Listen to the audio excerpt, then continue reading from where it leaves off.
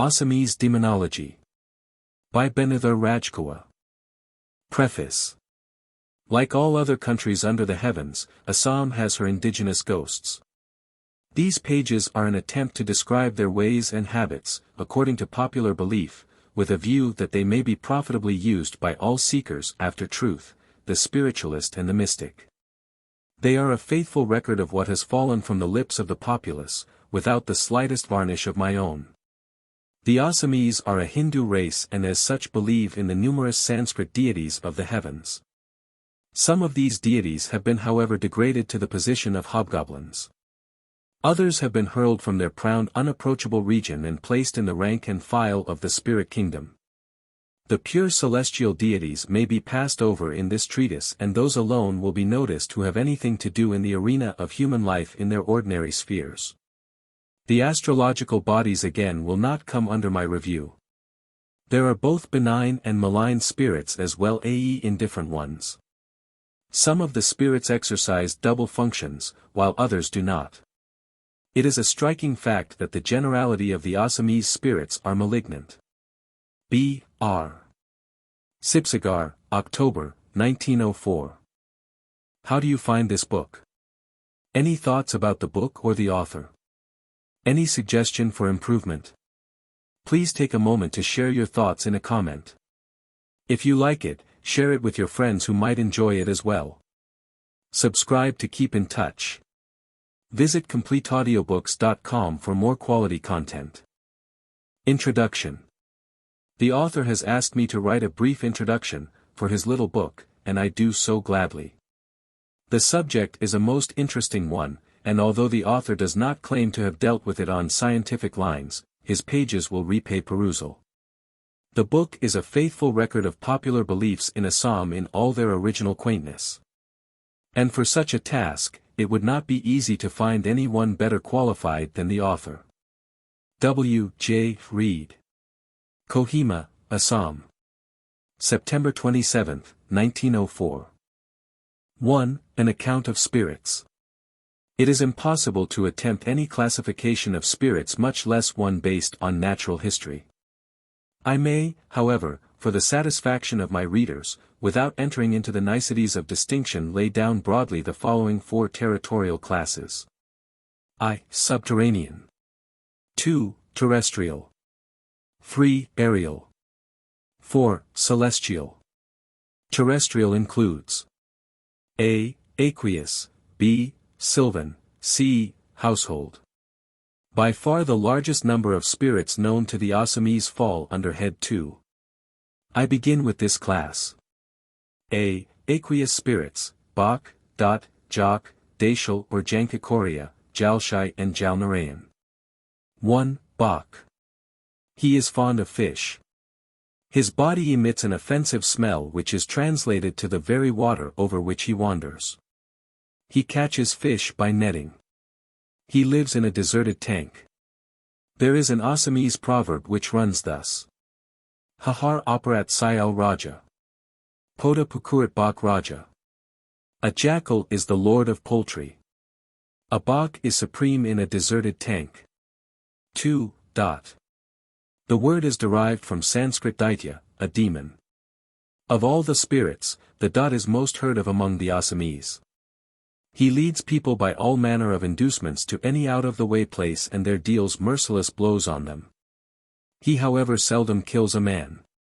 Sometimes he is known to visit a man at dawn in the form of familiar friend and leads him to the watercourse, where he had set up his fishing trap the preceding evening, on the pretext of seeing if any fish have got in.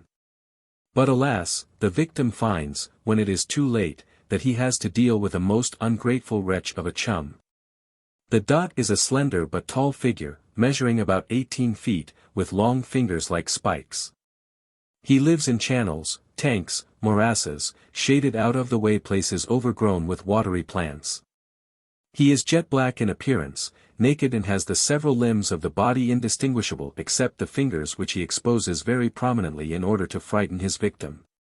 He lives also in the midst of a bamboo grove. His body is exceedingly glutinous and has thus an advantage over his victim in a wrestle. Of all things that which is most dreaded by the dot is mustard grain. It is for this fact that mustard plays so important a part in the ceremonies of exorcism. I presume, it is avoided by the spirit, himself a glutinous body, on account of its slippery qualities which elude all attempts at a fast hold. The dot manifests himself first as an ordinary man, but gradually grows higher and higher till he vanishes altogether. The victim, at this sight, is frightened out of his wits, and the spirit taking advantage of his weakness of nerve at once possesses him.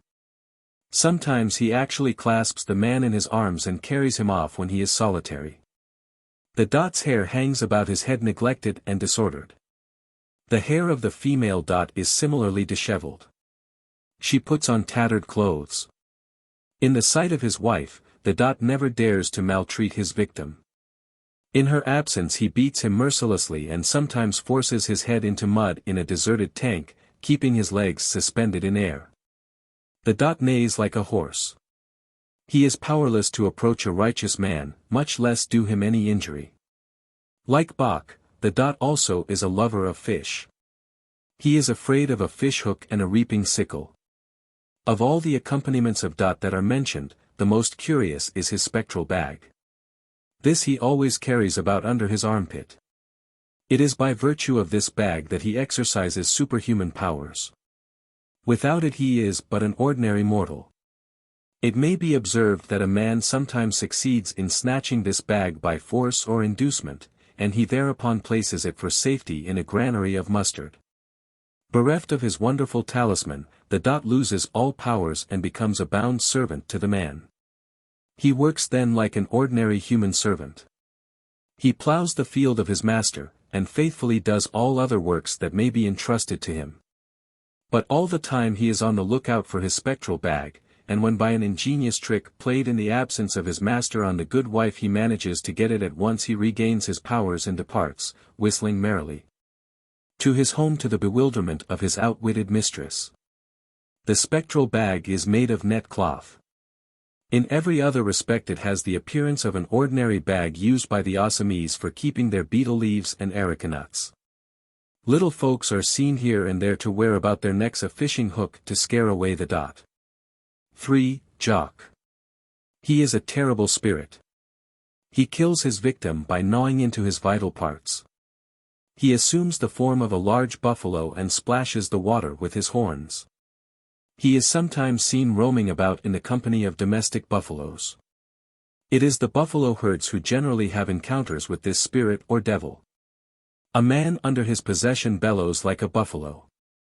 This spirit is named ma-jock, ma means a buffalo, to distinguish it from an ordinary jock. There is another kind of jock, called bioi jock, which possesses a woman in childbirth. 4. Dacial or Jankakaria. Dacial literally means, living on the beach, while Jankakaria means, living on the bank of a channel. This spirit lives near watercourses. He is a pagan spirit and is beyond the influence of incantations. 5. Jalshai and Jalnarayan. These two brother spirits preside over water as their names imply.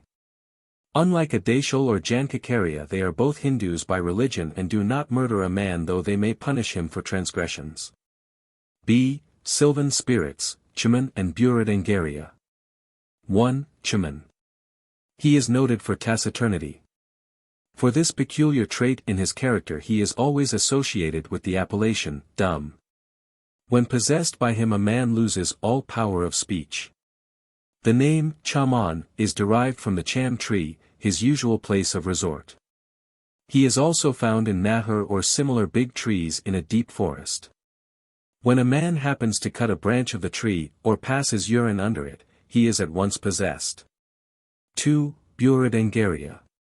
Buradangaria is a title of respect applied to an elderly Assamese gentleman. This spirit wears a magnificent turban like an Assamese gentleman, and hence the name. Besides the turban he wears a wrapper. A dhoti hangs down below his waist. His clothes are white as marble. He is tall in stature, strongly built, and looks like a full-blossomed rose. Of all the spirits it is Buradangaria who is most religiously disposed. He attends at all religious assemblies among men. Nobody can with impunity fell a tree haunted by Buradangaria without propitiating him. The offenders are scourged with bodily ailments. Sometimes it so happens that the tree which is cut without propitiating Burundanga maintains its inertia and never moves no matter what amount of force is brought to bear on it. 3. Alakhani. This is a female spirit. She lives in the midst of a bamboo grove under a plant like a mushroom. This plant is about 8 inches high, and is called in Assamese, Alakhani ba, or the cell of Alakhani. She is a frolicsome imp. Out she goes trippingly on pleasure exertions and possesses any man whom she happens to come across. The female Alakhani deals more frequently with men than the male one. The male imp, as might be expected, is more cruel and subjects his victim to extreme agony. 4. Pisachi. He lives in out-of-the-way filthy quarters. 5. Pisayani. The word is a corruption of pisachani or female pisachi but is really applicable to a different spirit in no way connected with her. The spirit to which the word refers is execrable. She secretes her spittle, a frothy liquid, upon the leaf of a plant. Her spittle is a nuisance and is carefully avoided by men. When it perchance touches any part of the body there starts up immediately a cluster of fulsome itches. 6. Dani. The word is derived from the Sanskrit Dakini, an attendant of the goddess Kali. She is a female spirit. Her chief characteristic is greediness. She is a cannibal. Her greediness being at the highest tension, her mouth waters and the lower lip protrudes as soon as she happens to see a man in front. 7. Preta. On the death of a man the soul wanders about aimlessly for some time before a permanent abode is allotted to it. During this period it is known as preta. A man under the possession of this spirit suffers from itches, boils etc. He bears a disfigured body and a dejected mind. Hence any slovenly or melancholiac person has come to be known by the word pertia, affected by preta. 8. Bhut. It is worthy of notice that sometimes bhut is used as a generic term and includes all kinds of spirits. But there is also a specific class named bhut. They are skilled in changing shapes. 9. Ketar. The word comes from the Sanskrit ketra, a field which again is an abbreviation of Ketrapala, a presiding spirit of the field. This spirit lives in an open place. He deals particularly with little folks. A large number of children are annually carried off by him. There is another class of Ketar, whose business is to take off a newborn calf and keep it concealed. If however as a precautionary measure a quantity of the milk of the cow thickened by heating be parcelled off, and bits put on the ears, neck and loins of the calf and of its mother, the Ketar eats them. And being satisfied he desists from his mischievous designs. 10. Markukia. He spoils a child in the womb of its mother. This generally happens in the 3rd or 4th month of pregnancy. The spirit possesses a girl if she happens to get her first menstruation in an inauspicious moment. If the spirit fails to spoil the child in the womb he pursues it further, and torments it in numerous ways, when it is born. 11. Prasuta. This is a female spirit. She possesses a pregnant woman. 12. Kand. He is a horrible demon with headless trunk and 2 furious eyes set upon the breast. He lives on the seashore. He wanders about in the country at night and returns to his home at the approach of dawn. He makes frequent awful shrieks from his windpipe during his nightly wanderings. The word Kand is derived from the Sanskrit Kabanda, an order of spiritual beings. 13. Bhaira. Bhairas are said to be a class of Ketars, but more dreadful. It is very hard to save a man from the grip of this monster. 14. Panamangali. A person when possessed by this spirit is seized with fever which grows severe in the end. The spirit at this stage breaks some of his victim's limbs and leaves him alone. The victim now finds to his chagrin that though his fever is no more he is a crippled man. 15. Parua. This is a sprightly female spirit. She amuses herself at the meeting of 3 roads, and leads wayfarers astray, if she happens to meet with any. She plays on a musical instrument called taka which the Assamese girls use, the sound being distinctly audible by men. The traveler losing his way mistakes her voice for that of a man in a distant place and follows it only to find himself forlorn and lost the more, there being none to welcome him. When she wishes to lead a man away she creates a thick mist all around him, which makes him see everything indistinct and lose his way. I fancy Parua is a corruption of the Sanskrit Paria nymph. C. Household spirit, Garjudi. 1. Garjudi. The word literally means, light of the house. This is a benign female spirit who presides over a man's house. She is heard to make ticking sounds in the house. When a man happens to sleep at night across the doorway she treads on his body on her way out of or into the house and the man feels the treading as that of a cat passing over him. 3. Aerial spirit, Bardakala. 1. Bardakala. She is a female spirit and lives with her husband in a far-off land. She visits her parents' home, which lies in this part of the country, once a year to enjoy the national festival of Bihag Bihu.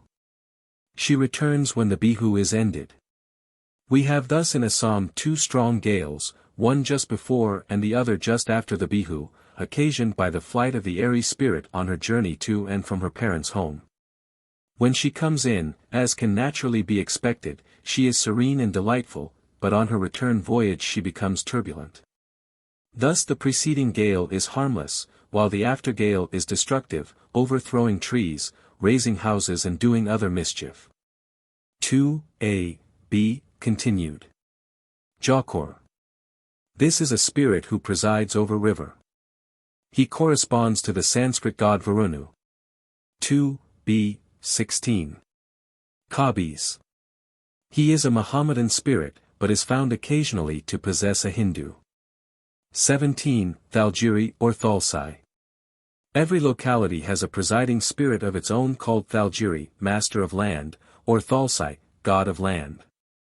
4. Celestial spirits, Shiva, Jam, Bikaram, Durga, Kalika, Deo, Lakshmi, Bijuli. 1. Shiva. He is the great Sanskrit god and worshipped as such. Besides exercising the functions assigned to him by the Vedas, he is supposed by the Assamese to preside over elephants. The keepers have to propitiate him when these beasts are visited with any disaster.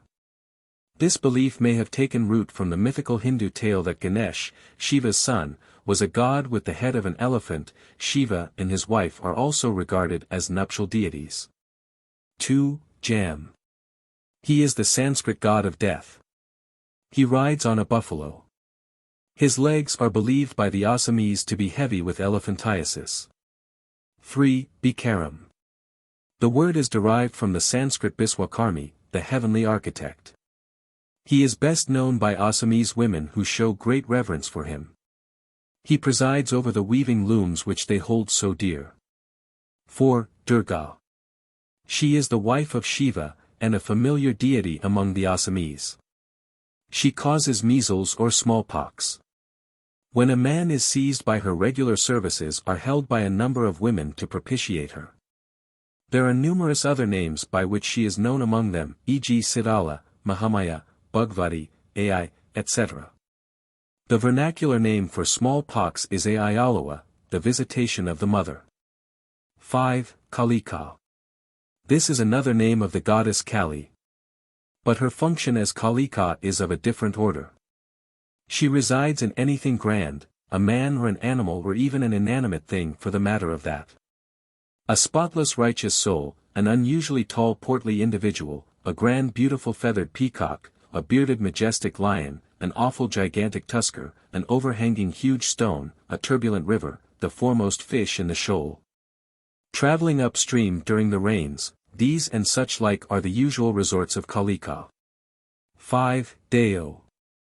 Deo is a vulgar term for the goddess Kali. Under her inspiration, a man, who is then called a Deo, is imbued with a high amount of enthusiasm. During this period, he is endowed with the power of presaging future events. Pigeons, ducks and goats are sacrificed to the Deo, who actually drinks their blood. G. Lakshmi. She is the same as Lakshmi, the Sanskrit goddess of plenty. She resides in a house where peace and purity reign. She resides also in a rice field. In fact, she is identified with rice itself. The first chaff of the crop is carried and deposited in the granary with a ceremony befitting the goddess. 7. Apekhari. She is the Sanskrit Apshari, a celestial nymph. She sends punishment to a man for his transgressions. The person under the ban becomes weaker every day until she is propitiated. Hence she is named, Withering Apekhari. It would be an offense to tread on the shadow, which falls, on the earth but cannot be seen by mortal eyes, of an Apekhari in the heaven, and the offender would be punished, as above for so doing. 8. Bijuli. Bijuli is the goddess, lightning. She is a passingly handsome maiden, and the lightning is the flash of her inimitable naked person. Subterranean spirits, Gulai. 1. Gulai. He is a spirit who presides over buried treasure. He comes out in the shape of an adjutant bird, and wanders about at night in search of food. In the beak of this bird there burns a fire which shows him the way. 4:11 continued. It is said that a shooting star is a man who after his death lived in heaven in the good graces of an Apekhari, but who has now been hurled down by his sweet companion, his period of bliss having expired. 2. Incantations and expulsion of spirits. Let me at the beginning give an account of the symptoms of possession by some of the spirits. Parate, the victim is afflicted with itches, boils, etc., or has an attack of quartan fever. Chaman, the eyes of the victim turn yellow. His face is flushed. Alakhani, the victim has a painful aching sensation in his stomach. Buradangaria, the victim feels pain in the head, chest, waist and limbs. The pain is so acute that the man has not the power to stoop. Qatar, the victim who is a child is attacked with convulsive fits. A male Qatar possesses even an adult man during sleep, causing him to groan and utter distressing sounds. Prasuta, the victim who is a pregnant woman is seized with fever. She suffers from swelling of the limbs. She feels always drowsy. A woman possessed by Prasuta is afflicted with other painful symptoms also. Dashal or Jankakaria, the victim suffers from very high fever attended with aching pain in both temples. This may last for 10 days or so. Panamangali, the eyes of the victim turn red. He behaves stupidly, grasps aimlessly with his hands and plays with sweepings, rags, dust, etc. But, the victim suffers from an acute attack of fever. Alakhani, the victim feels as if a stone were forcing its way up into his heart from his stomach, and is greatly pained. When possessed by a male Alakhani he becomes almost unconscious with agony for a time. The following books of incantations are used to expel spirits: Karsala Ban, Bishnu Ban, Saraya Ban, Kur Ban, Rudra Ban, Chakra Ban. Let me describe some of the methods of exorcism with the above books. A. Karsala Bam. Karsala is a kind of grass. The possessed man is struck with this grass, duly enchanted. The spirit then makes his retreat. B. Gubaru Ban, literally a beetle arrow. 3 beetles are killed and squeezed to powder, and are then mixed ceremonially with mustard oil and alkaline water.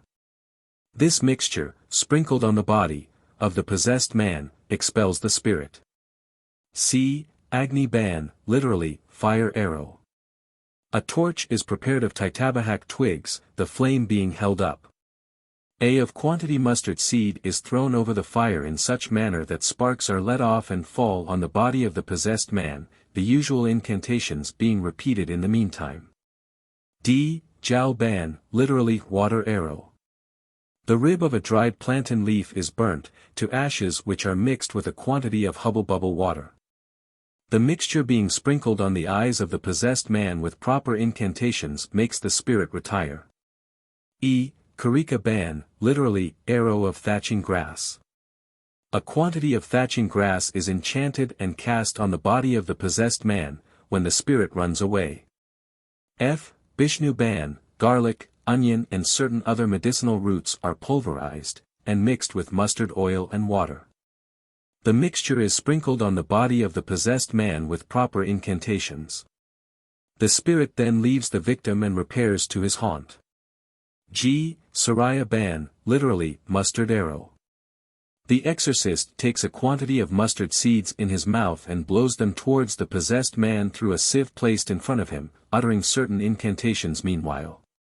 The mustard falling on the possessed man causes a burning sensation. The spirit unable to bear the pain leaves his victim. H. Kurban, literally, straw arrow. A quantity of straw duly enchanted is thrown at the possessed man. This, when it hits him, makes the spirit fly for life. I. Rudra Ban, mustard seeds, orris and certain other medicinal roots are pulverized and mixed diluted with mustard oil. The mixture when sprinkled on the man's eyes makes the spirit depart to the place from which it came. J. Chakra Ban, the mode of exorcism is much the same as the above. In time of emergency the exorcist uses only short incantations called daikas. The following daikas are in use. Sani Daika, Kal Daika, Rudra Daika, Narasingha Dikta and Brahma Daika. The following are some of the principal books of incantations, used to expel spirits. Adi Narasingha, Chausasti Narasingha, Ajapa Narasingha, Balia Narasingha, Samadai, Pakshiraj, Garyuri, Balahi Bajini, Garbhadharan, Kanchan, Kalap. Pani Bajini.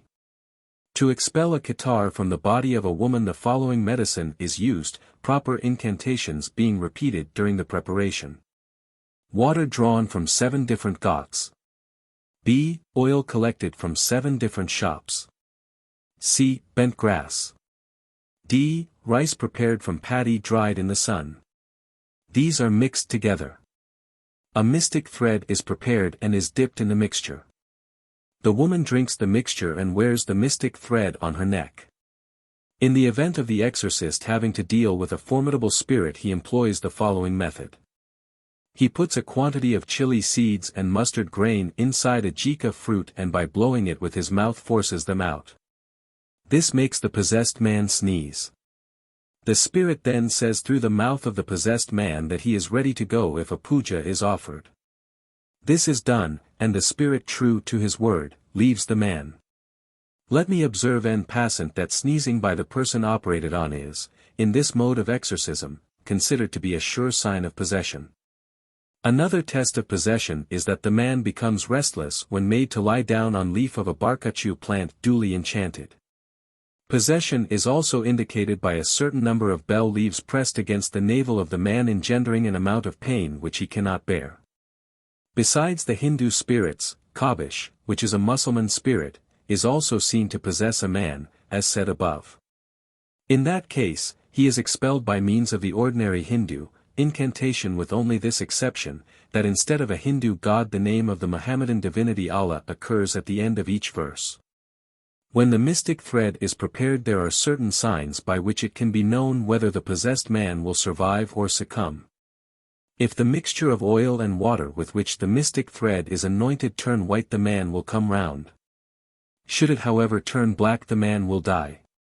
If the upper end of the mystic thread be found shorter than the lower end the victim is almost sure to die. Besides the books of incantations referred to in another place, there is another book called Sleeping Arrow, Nidra Bdn. No particular mode of exorcism is described in it. It contains incantations, which, when repeated causes the possessed man to fall into a slumber during which the exorcist gains sufficient time to prepare for the spectral warfare. In the case of pregnant woman possessed by Markukia the victim gets fever, burning sensation and looseness of bowels. The embryo is then spoilt. She recovers however when proper incantations are repeated or a mystic thread is used. This spirit has to be expelled in the 3rd or 5th month of pregnancy or else it is hard to save the children born from his fatal grip. A whip being enchanted is allowed freedom of movements, a man holding it in his hand. He is a mere tool subservient to the command of the whip. The whip then goes and strikes the victim mercilessly until the spirit makes a clean breast and says who is he, why he is there and what he wants. Proper offerings being provided he goes off and the man is himself again. The exorcist asks the spirit to show a visible sign by which all may be sure of his departure. The spirit then breaks off a twig of the nearest tree or shows whatever sign the exorcist asks him to show. When a spirit possesses a man, a quantity of hair of his head is tied into a knot by any layman, who then addressing the spirit names the exorcist whom he intends to call. If the spirit knows him to be too powerful for him, he turns tail, grows restless and asks to have the exorcist brought in at once. 3. Supplementary Notes. 1. The spirit fears the rifle. Hence in a case of ghostly phenomenon we hear of volleys of fire. It is known to all that elephant keepers when out in the forest fire their rifles to scare away spirits. 2. Instances of domesticated ghosts are not rare. These live in the shape of common rats. When the master seeks to punish an enemy, he summons them, puts them inside an earthen pot, stealthily walks into his enemy's house, and lets the rats loose unnoticed by anybody. The rats entering into the belly of the man, of course mystically, set themselves to eat into his vitals, leading him eventually into death. 3. When a dot lives in a bamboo clump and wants to frighten a passerby, he shakes the bamboo as a strong blast would. But curiously enough, not a single bamboo is blown down. 4. The Qatar has long teeth like spikes. Sometimes he assumes horrible shapes, when the poor child, his victim, gets frightened and weeps. Sometimes he bursts into laughter, when the child takes the infection and laughs with him. 5. A mystic takes a number of duck eggs to a graveyard and there lays them in a cavity dug upon a grave on a Saturday or a Tuesday. After a period of 3 days the eggs are brought back and kept inside a cotton bale, where they are hatched in due course. The offspring are however rats, not ducklings. These rats must always be satisfied with suitable offerings of food and drink, or else the master runs the risk of being himself destroyed by his own protégés. 6. The Kand has 2 eyes set upon the breast which sparkle like the eyes of a fierce tiger. He wanders about dancing a hideous dance. Sometimes he is seen to dart off at full speed with outbursts of horrible laughter and unearthly shrieks. 7. The spectral bag of the dot is a round little thing made of net cloth. 8. Besides incantations, the dot is afraid of weapons of iron. The rest of the spirits can be conquered by incantations only. 9. The dot and bok do not generally kill a man. They belabor him mercilessly and leave him alone to shift for himself as best he can. The Bhut assumes different shapes and enters into the body of the victim after frightening him. It is the Qatar who is most skilled in the art of changing his shape. The Chaman and the Jock are not good at this, while Markukia is a moderate performer. 10. The spirits have dialect of their own, e.g., a Chmam has Banbunkuuka for a dog, Jujeruuka for a fowl, Himayayuka for a pig. When a Chaman possessing a man is questioned by the exorcist as to what he means to do, he replies in his appropriate tongue. 11. The spirits have wives and children like men. They have no hierarchy of castes among them. 12. The dot and the bok visit stealthily the fishing traps set by men and eat the fish caught in them. They are sometimes seen to be so audacious as to eat silk cocoons out of a bag while it is being carried by a man. They also eat shells. 13. The Chikini dances and makes gestures. She does not sing. 14. Sometimes a male Qatar visits a woman and a female Qatar a man. They make illicit proposals. If the man or the woman, as the case may be, accepts the proposal, the spirit takes away in the act the lifeblood of the victim, who is led as a result into wreckage and ultimate death. 15. The spirits cast no shadow on the ground as men do. 16. A spirit has only one wife. A female spirit has only one husband. Adultery is not allowed. 17. In certain cases the spirit recites the very incantations which the exorcist is about to recite, and taunts him in other ways. 18. A dot is sometimes seen to come to a market and make purchases in the shape of an ordinary man. 19. To propitiate the nymphae Pekhari, the women of the locality assemble and hold a service, offering a quantity of powdered rice and 9 bunches of plantains. 20. The spirit kills the exorcist when his ill luck would so have it. All exorcists have to live under constant fear of devils, who seek opportunity to injure them. A spirit has been heard to say to his exorcist, "I am here to kill this man. Surely you meddle in an evil hour." 21. The spirit who takes a woman away does not keep her always but sends her back to her home. She is in this way restored after being kidnapped. 22. Mayang is a Mausa, lying in the district of Nagong. It has been noted for witchcraft for years. The people keep Dani and other spirits in their houses. They send them to any man whom they want to injure. They bring good things from other houses by sending a Dani. This emissary is offered a puja, and is sent out on her mission with these words, "Back when I bid you. Away with my enemy unless he calls on me and satisfies my demand." The people have places reserved in the dark secluded part of their houses for puja to the ghosts. I note below some of the preternatural doings of the Mayang people. A. The half-burnt wooden pegs on which the cooking pot is rested take root, and the rice is never done although the fire is full fed. B. A man's seat sticks to him, and does not drop off until the mystic recites counter-incantations. C. A tree stands although cut through, and falls only when the enemy whom the mystic wishes to injure comes up to it. D. A cooked pigeon when eaten becomes alive inside the stomach, and flapping its wings incessantly kills the man. E. When a man eats rice and milk this is never digested but takes root in the stomach. He dies within 6 months. F. A rib of a plantain leaf is turned into a snake. G. The leaves of the sura tree are turned into kaliha and kawaii fishes. The mystic keeps a number of ghosts, these are constantly coming in and going out on their errands by turns. The usual method of destruction by a Dani is that the victim is subjected to an acute form of dysentery.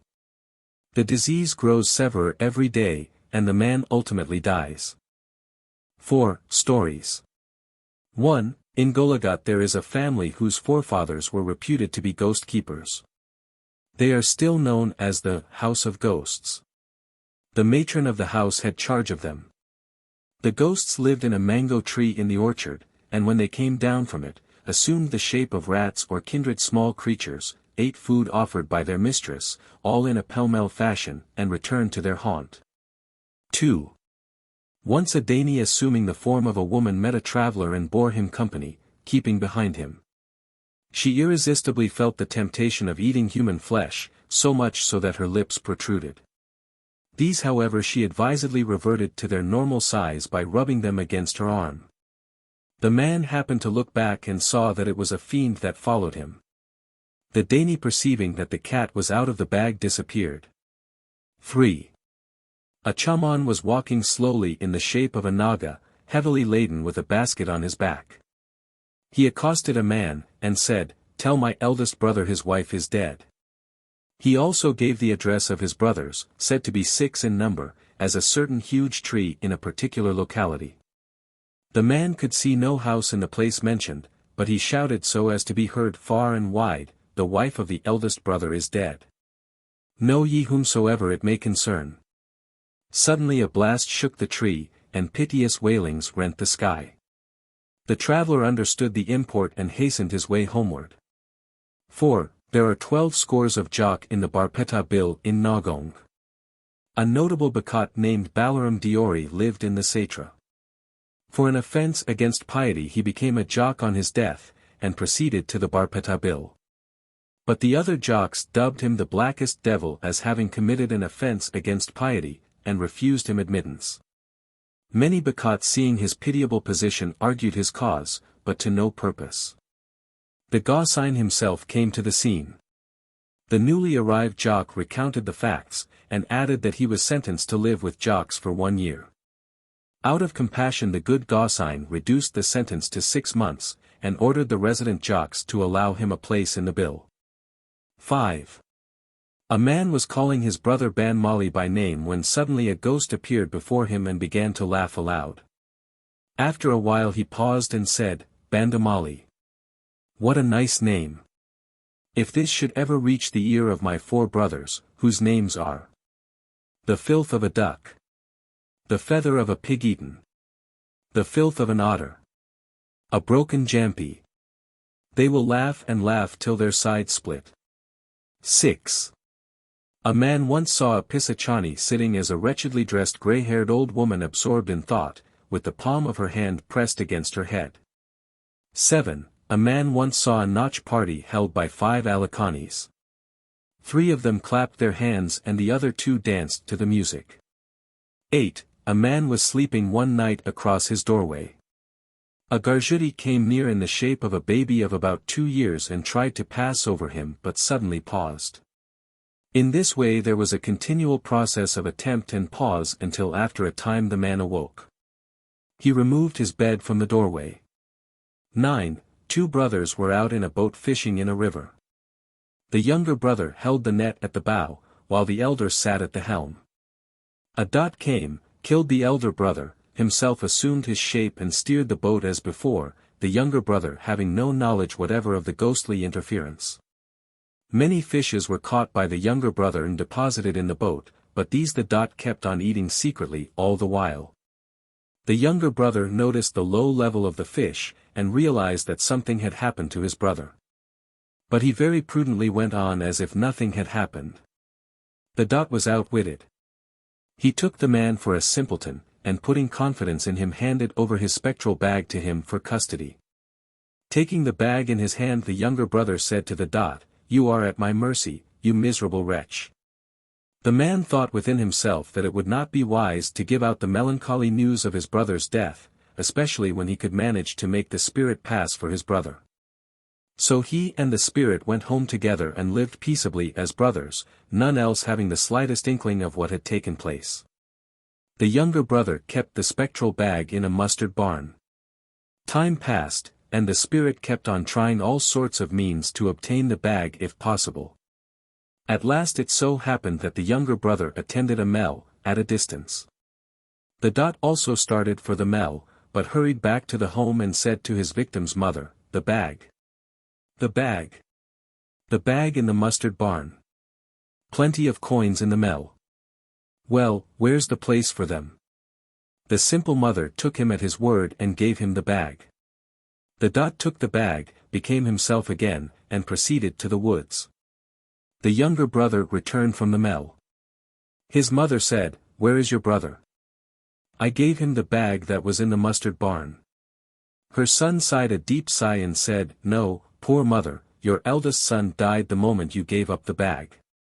So saying he recounted the sad incident of his brother's death from start to finish. 10. A dot visited a Brahmin girl in the form of her lover and eloped with her. In course of time she became the mother of 2 children by the dot. A little before the birth of the 3rd child the woman asked him to procure her a fish from a certain distant place as she desired to eat one. The dot set out to get the fish, and meantime the woman with her sons, seizing this opportunity of her spirit husband's absence, hastened to her parents' home. The dot returned with a fish but found no one in his house.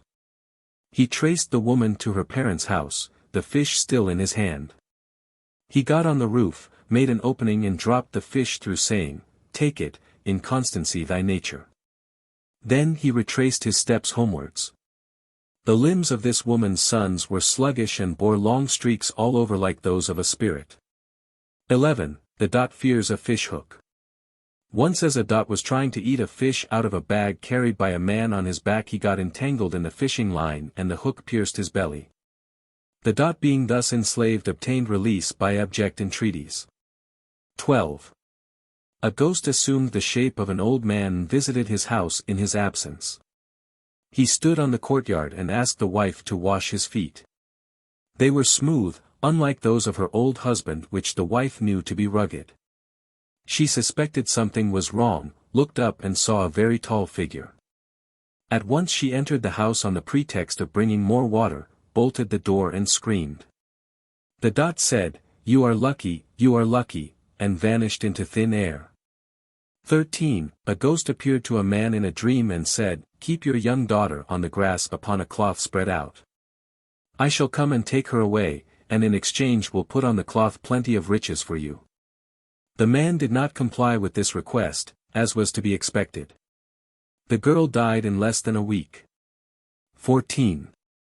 There was a commotion recently in Golagat owing to the appearance of a ghost in the house of one Diwe Tekla in village Kanjia, Mausa Naharani. The ghost stayed in the house for 3 years. People from distant places visited the house, and after due inquiry were satisfied with the genuineness of this incident. The visitation of the ghost had particular reference to a married girl of 16. Her husband was living with her. Clods of earth used to be thrown at her by the ghost. She could actually see him although no one else did. She was never kidnapped by him, and he never molested her while she stayed at her father's house. Her father-in-law died a year before this incident. The ghost said to her, "I am your father-in-law. I come to see you out of love." The ghost occasionally played pranks. He concealed cups and plates and even valuable ornaments. But he was sometimes useful. He looked to the comfort of the guests and provided them with seats, pan, etc. But when any guest insulted him he scattered bhat over him. When bhat was served to a member of the family the ghost ate it up before curry arrived. The cook took the hint, reserved a dish specially for the ghost, and then all annoyance ceased. The bhat disappeared from the reserved dish in the sight of all men. 15. The Hindu god Shiva lived in Mount Kailas with his wife Parvati. Lakshmi, the goddess of wealth and the wife of Vishnu, paid a visit to Parvati when Shiva was absent. During the course of conversation Lakshmi referred to Shiva slightingly, he being but a beggar after all. Parvati in reply expressed her contempt for Vishnu. Lakshmi came home and related to her husband what had happened. Vishnu, who knew well that Shiva's poverty was the result of his unparalleled piety and absolute indifference to temporal possessions, said to Lakshmi, "Let me devise a means by which Parvati will be humiliated. At the same time there will be plenty of harvest for men to eat on earth." He commanded 4 siddhas to visit Shiva's house during the absence of the latter, and on some pretext to ask for a quantity of rice. These immediately hurried to Kailas and asked Parvati for some rice, so that they might refresh themselves after so tiresome a journey. Parvati, finding not a grain of rice in her house, gave them some fruits to eat. The guests departed, but Parvati felt humiliated. When Shiva came home she asked him to procure the necessary implements of agriculture and to grow rice. She advised him to obtain a plot of land from Indra, a bag of rice seedlings from Kuvara, and a plough from Balaram. The rope of Varuna was to be his plough rope, the chakra of Vishnu his yoke, and the serpent Basuki his whip.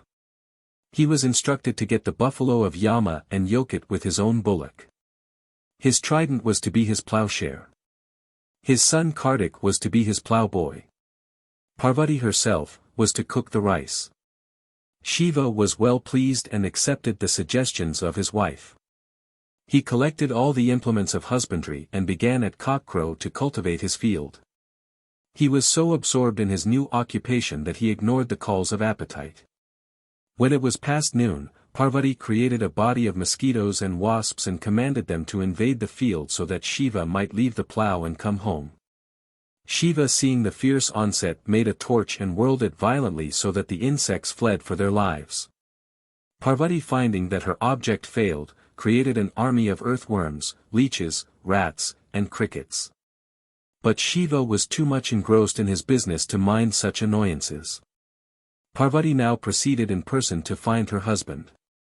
She found the field covered with all manner of crops in various stages of growth.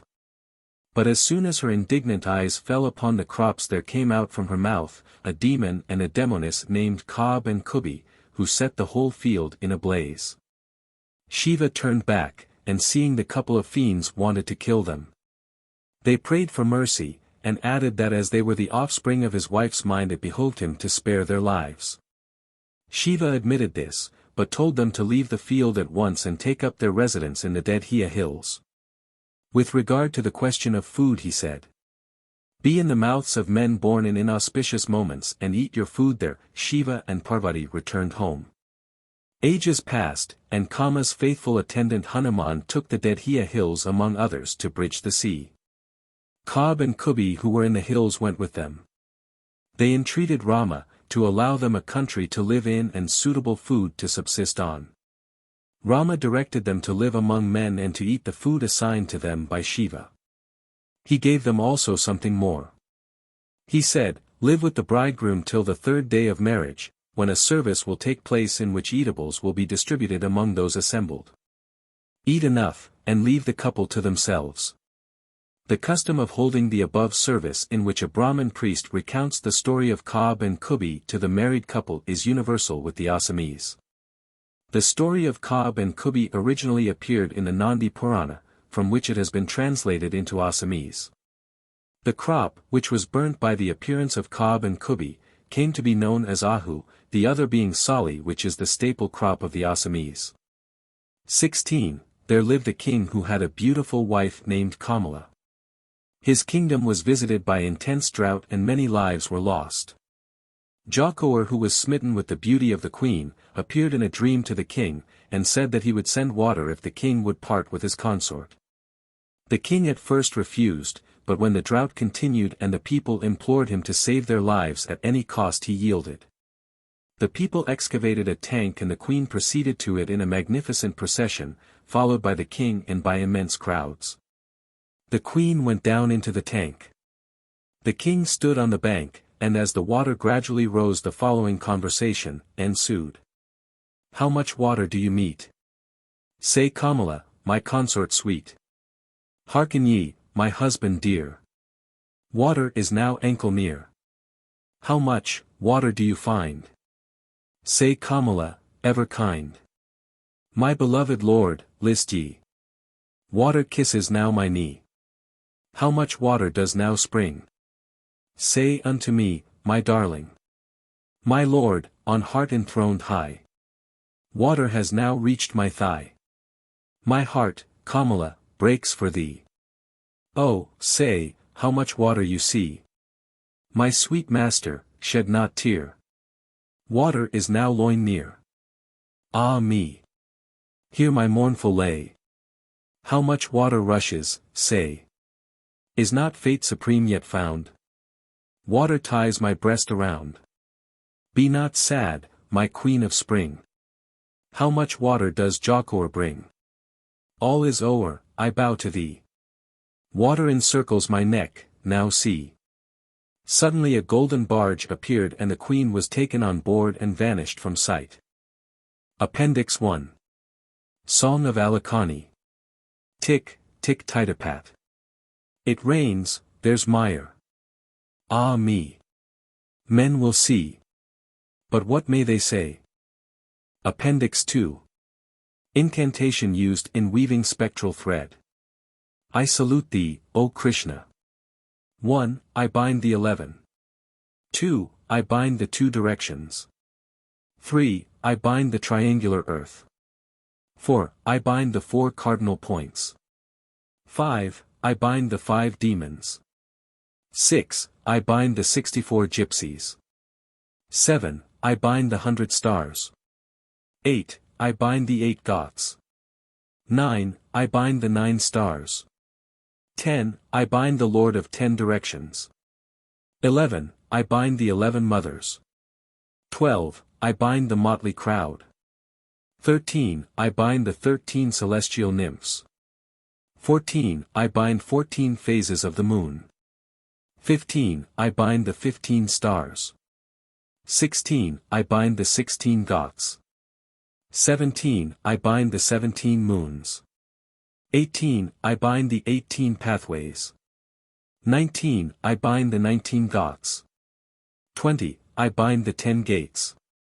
Should none these avail, I bind by the 64 incantations. Shiva himself on the east rampart. The sun on the west rampart.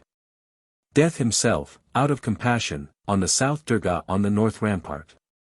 Should my words come to grief, the purity of the goddess will be dashed off. By my adjuration, and my preceptor's command, remain where I bind. Appendix 3. Principal haunted places. Nagong. 1. Barpeta Bil. 2. Hahila Jala. 3. Jamuna Jala. 4. Silabanda Bil. 5. Malaha Bil. 6. Bamungasan Nen. 7. Barhamper, Pukuri. 8. Leli Bar. 9. Moamari Kur. Jorhat. 1. Pajamani Bil. 2. Hekara Kur. 3. Barbarua Korakani. 4. Hizalgiri Pukuri. 5. Jagdur. 6. Kaliapani. 7. Rangapani Pathai. 8. Charapani January. 9. Barbada Dopani. 10. Adhakana Barpukuri. 11. Fatikar Chiga Pool. 12. Malo Pathar. 13. Kalyani Pathar. 14. Barmukali Pathar. Mangaldai. 1. Burinagar Pukuri. 2. Barhamper Pukuri. 3. Gorakata Pukuri. 4. Jaipal Pukuri. 5. Buer Garli. 6. Diamra Nijar. Gakati. 1. Sandhya Jar. 2. Changchaki Pabar. 3. Koaragar. 4. Balaleka Pukuri. 5. Kalagar Pukuri. Barpeta. 1. Sandari Bil. 2. Ingar Pora Kur. 3. Baghar Parbat. 4. Chakudal Joa. 5. Pithakasha Pukuri. 6. Panasala Pukuri. Golagat. 1. Ketching Bar. 2. Samisha Bar. 3. Kaliapani Bar. 4. Nabil. 5. Malar Chiga Bargili. 6. Radhala Pukuri. 7. Naga Pota Bar. Sipsagar. 1. Sinji Bil. 2. Matangar Dalang. 3. Singduar. 4. Kujibali. 5. Gar Jayan. 6. Fulpani Chiga. 7. Talatali Gar. 8. Jai Sagar. 9. Gori Sagar. 10. Athai Sagar. 11. Napukuri. Dibragar. 1. Tapi Pool. 2. 8. Han. 3. Raja Beta Jan. 4. Merbil. 5. Sisamak. North Lakhimpur. 1. Nada Kanabari Pukuri. 2. Pirani Pukuri. 3. Radhala Pukuri. 4. Gariya Jan. 5. Garmarar Chola. 6. Kana Pukuri. 7. Kandali Pukuri. Tezpur. 1. Molan Pukuri. 2. Kini Pukuri. 3. Duhani. 4. Naharlaga Jarani. 5. Kwari Pukuri. 7. Baralimara Bil. 8. Shyam Narayan Pukuri. Appendix 4. Notable Exorcists. North Lakhimpur.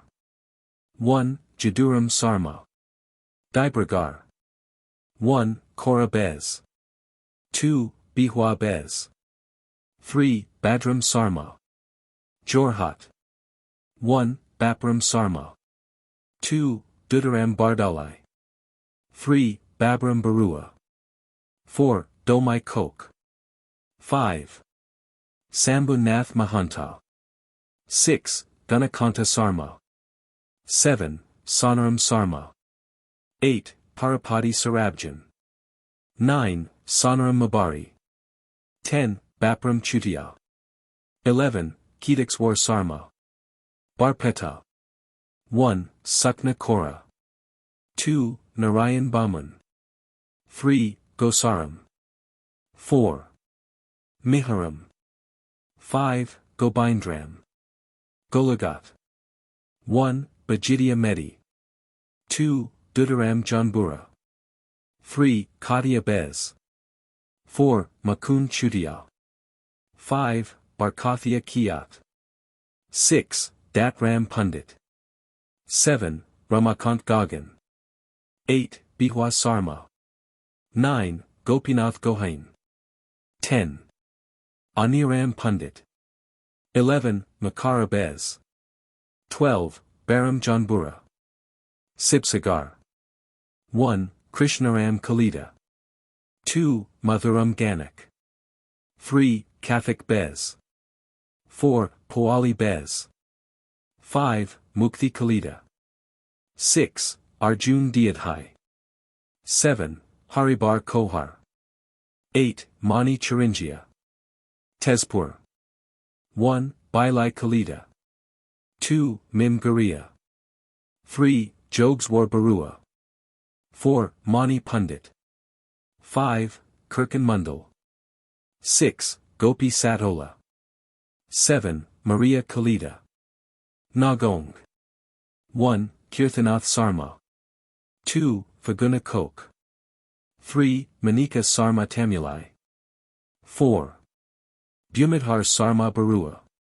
5. Shanaram Sarma Tamulai. 6. Rameswar Kok. 7. Jarila Kiat. 8. Doyaram Kok. Gahati. 1. Gainswar Sarma. Glossary. Ahu. A species of early rice which is reaped at the end of the rainy season. Bar. The Indian fig tree. Bar Kachu. A species of arum.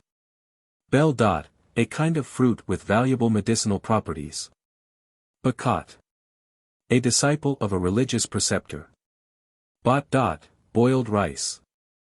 Bihu. There are 3 well-known Assamese festivals called Bihu. These are distinguished by prefixing the name of the month in which they occur, Math Bihu, Chait or Baihag Bihu, and Kadi Bihu. The Baihag Biliu is the Assamese New Year. Bil. A lake or swamp. Chakra. The wheel of Vishnu. Chiga. A breach. Dalang. A brip. Gar.